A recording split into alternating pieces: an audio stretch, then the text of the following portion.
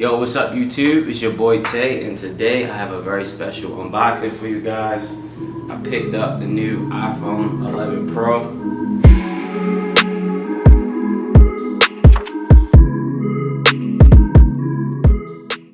In a midnight green color and 64 gig. And I picked this up on Friday on the launch day. Had to wait in line for over an hour. I've already opened the iPhone and been using it, of course. I opened it in the Apple store actually. In this video, I want to go through the rest of the box because I haven't explored it. Also give you guys my impressions of the new iPhone 11 Pro, as well as tell you about some of the new features and why I think you should definitely pick one up if you're coming from an older iPhone.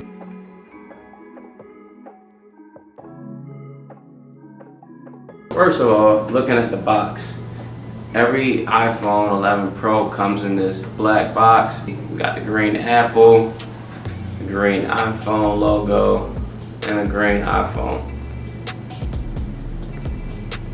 And relive it all over again. This is what it looks like when you first unbox your brand new iPhone 11 Pro. Just to let you guys know, get it out.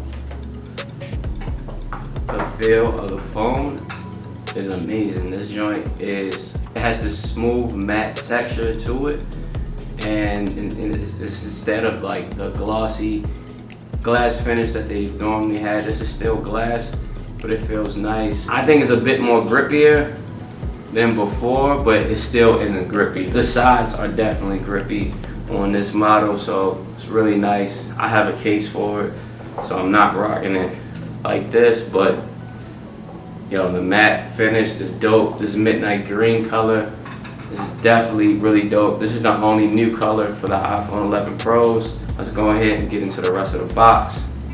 So, of course, you get your manuals, stickers, and instructions in this.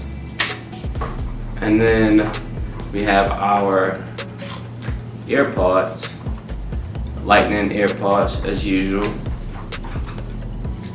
Next up, and this is new for 2019, and this is only for the Pro models, but we have a USB Type-C wall adapter and a Lightning to USB Type-C cable. So Apple is moving closer and closer to getting all things USB Type-C. I need y'all to speed it up, but this is a nice improvement. This is similar to the block that came with my iPad Pro, if not the exact same thing. It's an 18-watt fast charger, so if you're used to charging really slow, this is going to charge your phone like 2.5 to 3 times faster. I think you can get 30 minutes, or actually 50% worth of battery in 30 minutes with this, so it's really nice that they finally included this in the box. This does not come with the iPhone 11 Pro. You get the regular slow charger. So Apple stop cheating people out for it. So next up we have the cameras. I've been using the Google Pixel 3, Pixel 3 XL, and the camera on this to this day has been the best camera on a smartphone. The iPhone has beaten the Pixel 3. The camera on the iPhone 10 is straight up amazing. They added a new wide angle lens to the iPhone 11 Pro models. So you get 13 millimeters for your distance. So it's a nice focal range to get super wide angle shots. Then of course you have your regular wide angle, which is 26 millimeters. And then you have your telephoto, which is 52 millimeters, good for portraits. But the wide angle camera on here is amazing. You can take some really nice real estate type photos when you have a super large group of people, you need to get them in there. Landscapes, of course. So this camera is definitely a win in the picture quality. It doesn't do very well at night, but what you can do is go ahead and switch over to the telephoto or the normal wide angle on here, because Apple went ahead and added night shot. So the Pixel 3 for a long time has been taking jabs at Apple on their commercials and stuff, because the Pixel 3 has a night mode and is able to brighten things, you know, so you can see it. But the night mode on the iPhone definitely beats it in my opinion, because not only is it brightening up the photos at night, but it's making it realistic. It's not just making it super bright. It still appears to be nighttime in the photos, and that's where it wins over the Pixel 3 nighttime camera. And I might do a comparison video for you guys. Just let me know in the comments if you're interested in that. Moving over to the video side of things, just the boring side, you have this new selfie mode called Slofies, where you can take slow motion videos. It's cool, it's gonna be a novelty feature, but it does work. You can now do 4K 60 frames per second with the front facing camera, which is nice for everyone who likes to record in 60 frames per second. In selfie mode, you can go ahead and have a wider field of view if you just hit the button below, and you can get more in your shot, or you can just zoom right back in. Your cameras on the new iPhone 11 Pro, they have a new interface, and with this new interface you can go ahead and switch to your super wide angle. You can do a one-time zoom, which is going to be your standard wide angle, or two-time zoom, and this is going to show you your telephoto camera.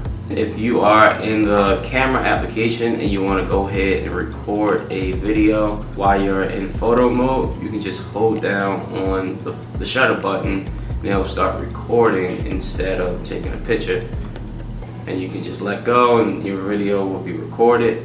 You can also hold this down and then swipe to the right, and now you'll automatically be recording. So this is a really nice feature. And then while you're in video mode, you can switch between the different cameras. So the wide, telezoom, and the super wide. So for sure, I would say, if no other reasons, this phone is worth picking up just because of the cameras and what they can do. And you can also download the new Filmic Pro application, and with that you'll be able to use multiple lenses to record simultaneously. That way you can have different angles and it'll be really nice. So I'm looking forward to trying that out. Just need to go ahead and pick up the Filmic Pro application in order to utilize that. The next really big feature is the battery. I'm coming from the iPhone 10, not the 10s, but the 10 that came out a couple years ago, and the battery is supposed to last 4 times longer than the 10s, which already lasted longer than the 10.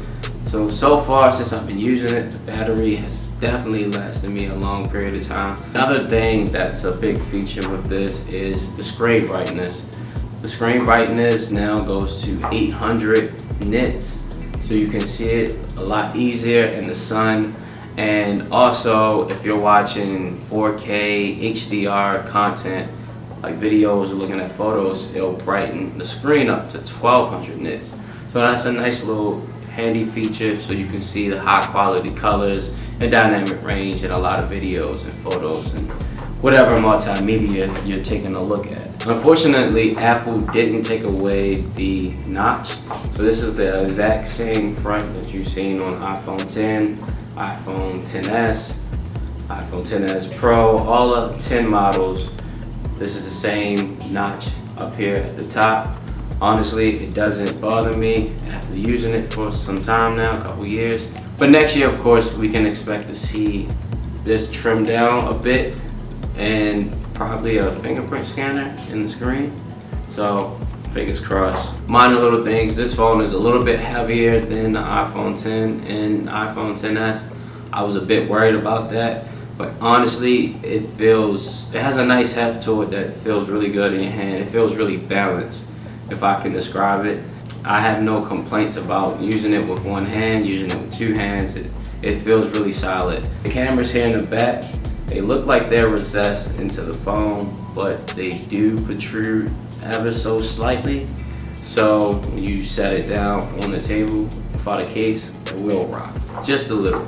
They did make the body of this thicker than the 10 and the 10s, so it does a pretty good job of kind of hiding these cameras from protruding out too much. Apple also upped their IP68 rating game on this. Now you can leave this in up to 4 meters of water for 30 minutes. Previously, it was 3 meters of water for 30 minutes. A little bit more waterproofing in this model. Another new feature for the iPhone 11 Pro is faster Face ID. It's supposed to be 30% faster than before. I can just show y'all how fast it works for me.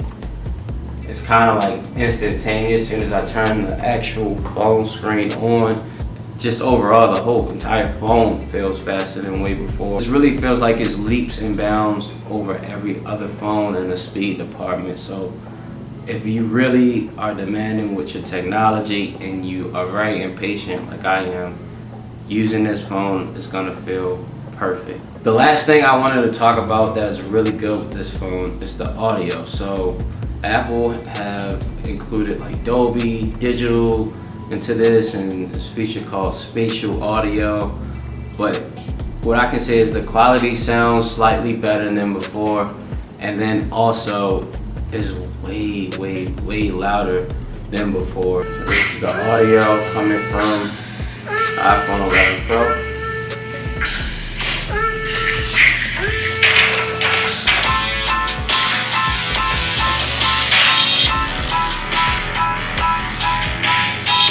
And it really feels immersive when you're watching a video, of course with audio, and I can't give you the same experience here on camera, but when someone's talking or anything, or you're listening to music, or if your phone is just ringing, the volume is way louder. So those are the new features with the iPhone 11 Pro. I'm gonna pump out some videos for you guys, really revolving around this camera, and maybe go into depth about some of the new features in iOS 13 that are going to be available for most phones running iOS 13 up to iPhone 7 or 8. So go ahead and subscribe to the channel and give this video a thumbs up and share it out to everyone who's interested in buying an iPhone 11 Pro. Make sure you guys let me know in the comment section below if you are picking up the iPhone 11 Pro, or if you did pick it up, what color are you going with? What is your favorite one? And what storage are you going for in 2019? I'm still rocking the 64 gigs. I have Apple iCloud storage, so I'm pretty good. But are you paying for the 512 model? Are you balling like that? Or are you balling on a budget with the 64 gig? Let me know, man. It's your boy Tay signing out. Peace.